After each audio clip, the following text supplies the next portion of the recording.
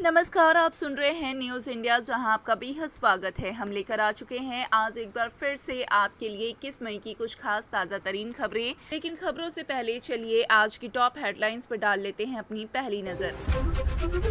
अतिरिक्त रिक्त पदों पर नियुक्ति का मामला, सिंगल बेंच के फैसले में फिलहाल कोई हस्तक्षेप नहीं किया जाएगा। हाईकोर्ट ने लिया बड़ा फैसला। 7 सांसदों के नेतृत्व में भारत विश्व को देगा आतंकवाद विरोधी संदेश, तृणमूल की ओर से मौजूद रहेंगे अभिषेक। हर विधानसभा क्षेत्र आधारित कार्यकर्ता सभा की शुरुआत 4 जून से होगी। बरसात से पहले नदी बांधों की स्थिति की समीक्षा के लिए सिंचाई विभाग की हुई बैठक। मुख्यमंत्री के उत्तर बंगाल दौरे के तुरंत बाद प्रधानमंत्री अलीपुरद्वार आएंगे। महामिছিল के आयोजन में अनुव्रत का लक्ष्य 1.5 लाख लोगों की उपस्थिति। सियोरी में बस की छत पर कोयला तस्करी के प्रयास में चालक और कंडक्टर पुलिस के हत्थे चढ़े। भारत पाकिस्तान संघर्ष किसान संगठनों की बड़ी कार्रवाई नहीं होगी। भारत के T-72 टैंक ने आतंकवादी ठिकाने ध्वस्त कर दिए। आईपीएल का फाइनल अब ई गार्डन्स में नहीं होगा, प्लेऑफ के वेन्यू में भी बदलाव किया जाएगा। जी हाँ, तो ये है आज की कुछ खास टॉप हेडलाइंस। चलिए इन्हीं खबरों पे एक एक करके विस्तार पूर्वक भी चर्चा करते हैं, लेकिन उससे पहले अगर आप हमारे चैनल पे नए हैं तो ज़रूर से ही हमारे चैनल को लाइक करके सब्सक्राइब कर दें और साथ में पास खड़े घंटी बटन को भी दबा दें ताकि ऐसी और तमाम खबरें सही समय पर आप तक पहुँचती रहे। दरअसल उच्च प्राथमिक स्तर पर सुपर न्यूमररी यानी अतिरिक्त रिक्त पदों पर नियुक्ति के मामले में सिंगल बेंच के आदेश में फिलहाल कोई हस्तक्षेप नहीं किया जाएगा। कोलकाता हाईकोर्ट के डिवीजन बेंच ने न्यायमूर्ति विश्वजीत बसु की सिंगल बेंच ने कार्य शिक्षा और शारीरिक शिक्षा विषयों में सुपर न्यूमररी पदों पर नियुक्ति को लेकर अंतरिम स्थगित आदेश दिए हैं। कोलकाता हाई कोर्ट के न्यायमूर्ति सौमेन सेन और न्यायमूर्ति दास की डिवीजन बेंच ने आज उस आदेश को बरकरार रखा है। मंगलवार को न्यायमूर्ति सेन और न्यायमूर्ति दास की डिवीजन बेंच ने कहा कि फिलहाल सिंगल बेंच के आदेश में कोई हस्तक्षेप नहीं किया जाएगा। न्यायमूर्ति सेन ने टिप्पणी की हुई सुपर न्यूमररी पदों से जुड़ा मामला सिंगल बेंच में लंबित है। ऐसी स्थिति में अगर अंतरिम आदेश में हस्तक्षेप किया गया तो इसका प्रभाव पूरी नियुक्ति प्रक्रिया पर पड़ सकता है। अब इस मामले की अगली सुनवाई 18 जून को सिंगल बेंच में होगी। अगर उस समय यह पाया गया कि इन पदों का सृजन राज्य सरकार द्वारा उचित तरीके से नहीं किया गया है और नियुक्ति हो चुकी है तो उससे समस्या उत्पन्न हो सकती है। इसी कारण अभी किसी प्रकार का हस्तक्षेप नहीं किया जाएगा। भारत ने ऑपरेशन सिंदूर के बाद पाकिस्तान को अंतर्राष्ट्रीय मंच पर घेरने की कूटनीति मुहिम शुरू की है। 7 सांसदों का सर्वदलीय प्रतिनिधि मंडल विश्व को देगा आतंक विरोधी संदेश। तृणमूल की ओर से पहले यूसुफ पठान का नाम था, लेकिन बाद में उनकी जगह जाएंगे अभिषेक बनर्जी। अभिषेक सिंगापुर, इंडोनेशिया, दक्षिण कोरिया, जापान और मलेशिया का दौरा करेंगे। उद्देश्य आतंकवाद पर भारत की सख्त नीति को वैश्विक स्तर पर प्रस्तुत करना और पाकिस्तान की भूमिका को उजागर करना है।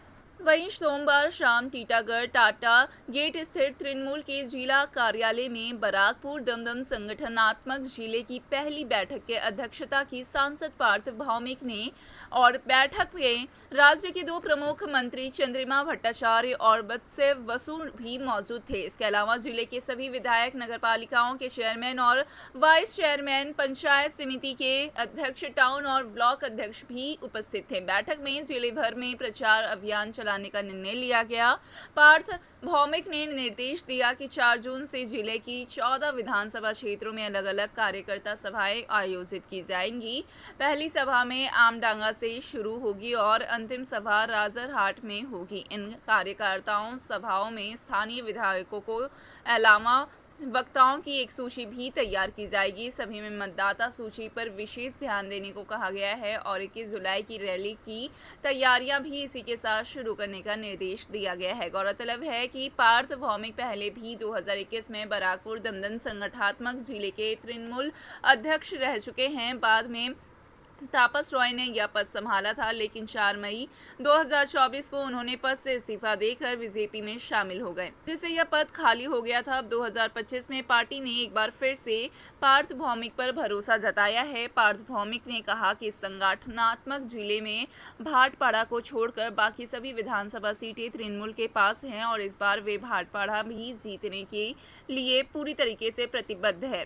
उन्होंने भी यह घोषणा की कि 4 जून से विधानसभा आधारित सघन कार्यक्रम शुरू होगा और अब से जिला कार्यालय प्रतिदिन खोला जाएगा। वहीं बरसात से पहले उत्तर बंगाल की विभिन्न नदियों के बांधों की स्थिति की समीक्षा के लिए सिंचाई विभाग के अधिकारियों की आपात बैठक आज मंगलवार को जलपाईगुड़ी में आयोजित की गई है। बैठक में यह चर्चा हुई कि भारी बारिश के कारण उत्तर बंगाल में अगर बाढ़ जैसी स्थिति बनती है तो उससे कई त्वरित रूप से निपटाया जाएगा।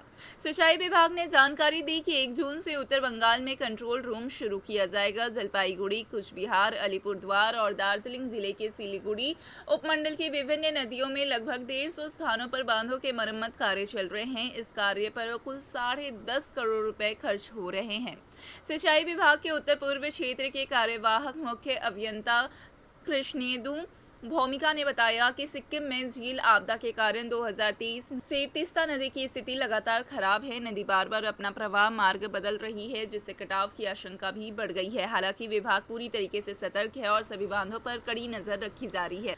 वहीं मुख्यमंत्री ममता बनर्जी के उत्तर बंगाल दौरे के ठीक बाद प्रधानमंत्री नरेंद्र मोदी अब अलीपुरद्वार आने वाले हैं। बताया गया है कि आगामी 29 मई को प्रधानमंत्री अलीपुरद्वार जिला मुख्यालय के पैरेड ग्राउंड में प्रशासनिक बैठक और पार्टी की सभा करेंगे। इससे पहले आज मंगलवार को सांसद मनोज टिग्गा, भाजपा के जिला अध्यक्ष मीथू दास और पार्टी के राज्य महासचिव एवं फलाकाटा विधायक दीपक वर्मन ने पैरेड करके ग्राउंड का निरीक्षण किया है।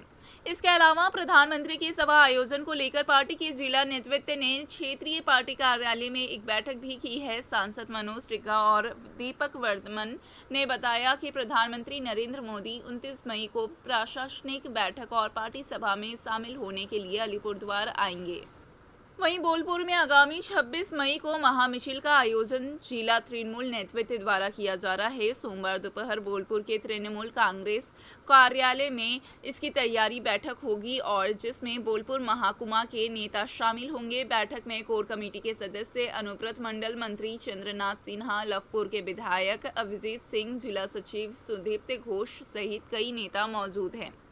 अनुव्रत मंडल ने महाकुमा नेतृत्व को महामिছিল में 1.5 लाख लोगों की उपस्थिति का लक्ष्य दिया है। साथ ही महाकुमा के विभिन्न इलाकों में बस और अन्य परिवहन के इंतजाम कैसे किए जाएंगे, इस पर भी ब्लॉक नेतृत्व के साथ चर्चा की है। हालांकि जिला परिषद के पूर्व कार्याध्यक्ष अब्दुल करीम खान बैठक में मौजूद थे, लेकिन जिला परिषद अध्यक्ष काजल शेख अनुपस्थित रहे।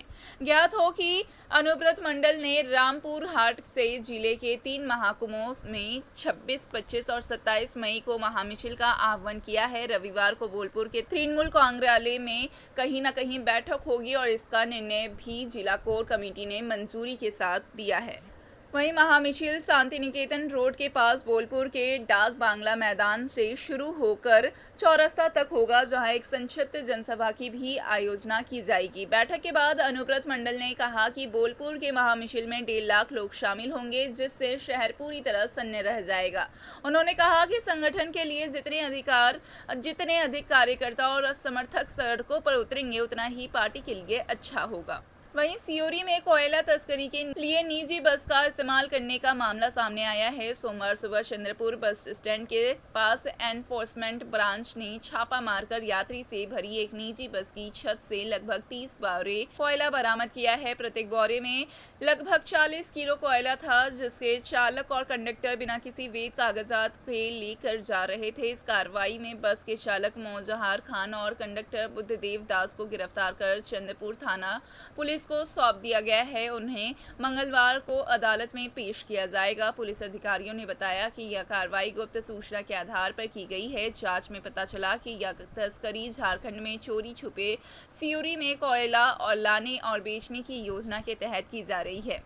राजनगर के एक प्रभावशाली व्यक्ति के निर्देशन में यह तस्करी हो रही थी। पहले तस्कर बड़े वाहनों की बजाय बैलगाड़ियां इस्तेमाल करते थे ताकि पुलिस और एनफोर्समेंट ब्रांच की नजरों से बचा जा सके, लेकिन अब उनकी रणनीति बदलकर यात्री बसों की ओर बढ़ गई है। वहीं भारत और पाकिस्तान के बीच तनाव पूरी तरह सामान्य न होने तक कोई बड़ा आंदोलन आयोजित नहीं किया जाएगा। हालांकि मोदी सरकार के विरोध में देश भर में आंदोलन जारी रहेगा। जरूरत पड़ने पर क्षेत्रीय स्तर पर धरना और प्रदर्शन भी होंगे। किसानों ने इसी तरह का निर्णय लिया है। ध्यान देने योग्य है कि हाल में ही भारत पाकिस्तान तनाव के चलते देशव्यापी आम हड़ताल का कार्यक्रम कुछ समय के लिए टाल दिया गया था। राष्ट्रीय श्रमिक संगठनों ने इसे 20 मई की बजाय 9 जुलाई को आयोजित करने का फैसला लिया है। अब किसान संगठन भी इसी मार्ग पर चल रहे हैं। किसान लंबे समय से मोदी सरकार से अपनी मांगों के तहत न्यूनतम समर्थन मूल्य MSP को कानून का हिस्सा बनाने की मांग कर रहे हैं और इसी मुद्दे पर विरोध प्रदर्शन कर रहे हैं। वहीं ऑपरेशन सिंदूर के दौरान सिर्फ हवाई हमला ही नहीं, नियंत्रण रेखा के साथ भारतीय सेना की T-72 टैंक और BMP-2 आर्मर्ड वाहन भी सक्रिय रहे। आतंकवादी ताकि किसी भी तरह नियंत्रण रेखा पार करके भारत में प्रवेश न कर सके, इसके लिए कड़ी नजर रखी जा रही है। 6 मई मध्यरात्रि को ऑपरेशन सिंदूर शुरू हुआ, जिसमें एक एक करके आतंकवादी को ठिकानों को ध्वस्त कर दिया गया था। भारतीय सेना ने एक कर्नल ने बताया कि ऑपरेशन शुरू होने से पहले ही नियंत्रण रेखा पर टैंकों की तैनाती शुरू हो गई थी। नियंत्रण रेखा के उस पार को ठिकाने जो कि आतंकवादी प्रवेश के लिए इस्तेमाल करते थे, उन्हें टैंकों द्वारा निशाना बनाया गया और ऑपरेशन के दौरान उन्हें भी नष्ट किया गया है। कर्नल ने यह भी बताया कि तनाव बढ़ाने से बचने के लिए हथियारों के इस्तेमाल में भारतीय सेना ने संयम दिखाया है। T-72 टैंकों के अलावा 300 मिमी तोप और शॉर्ट रेंज मिसाइल सिस्टम भी नियंत्रण रेखा पर तैनात है। हालांकि पाकिस्तान के साथ संघर्ष विराम है, लेकिन हथियार अभी हटाया नहीं गया है। अगर कोई हमला होता है तो भारतीय टैंक तुरंत जवाब देने के लिए तैयार है। वहीं आखिरकार आशंका सच साबित हुई। IPL 2025 का फाइनल अब कोलकाता के ईडन गार्डन्स में नहीं होगा। नए शेड्यूल्स के अनुसार ईडन में प्ले ऑफ या फाइनल मैच आयोजित नहीं किए जाएंगे। लीग का फाइनल गुजरात के अहमदाबाद में होगा। BCCI ने बताया कि पहला क्वालिफायर 29 मई और एलिमिनेटर 30 मई मुल्लानपुर के PCA स्टेडियम में होंगे। वहीं दूसरा क्वालिफायर 1 जून और फाइनल 3 जून मैच गुजरात के नरेंद्र मोदी स्टेडियम में आयोजित किए जाएंगे। सभी मैच शाम 7:30 बजे से शुरू होंगे। यह फैसला मुख्यतः मौसम की स्थिति को ध्यान में रखते हुए लिया गया है। पिछले साल के चैंपियंस KKR होने के कारण नियम के अनुसार फाइनल ईडन गार्डन्स में होना था, लेकिन भारत पाकिस्तान के बीच जारी तनाव के कारण इस साल IPL अचानक बंद हो गया था। IPL के फिर से शुरू होने के बाद प्ले ऑफ और फाइनल के लिए नए वेन्यू घोषित किए गए हैं। इसके अलावा बारिश के कारण हैदराबाद बेंगलुरु का भी मैच स्थान बदल दिया गया है। 23 मई को यह मैच बेंगलुरु की जगह लखनऊ के इकाना स्टेडियम में होगा। कोलकाता के क्रिकेट प्रेमियों ने इस बदलाव को लेकर गहरी निराशा भी जताई है। जी हाँ, तो ये है आज की कुछ खास ताज़ा तरीन खबरें। क्या है इन खबरों पर आपकी राय, हमें कमेंट में ज़रूर बताएं। साथ ही ऐसे और तमाम खबरों के लिए चैनल को सब्सक्राइब करें और हाँ, पास खड़े बेल आइकन की बटन को दबाना बिल्कुल भी ना भूलें।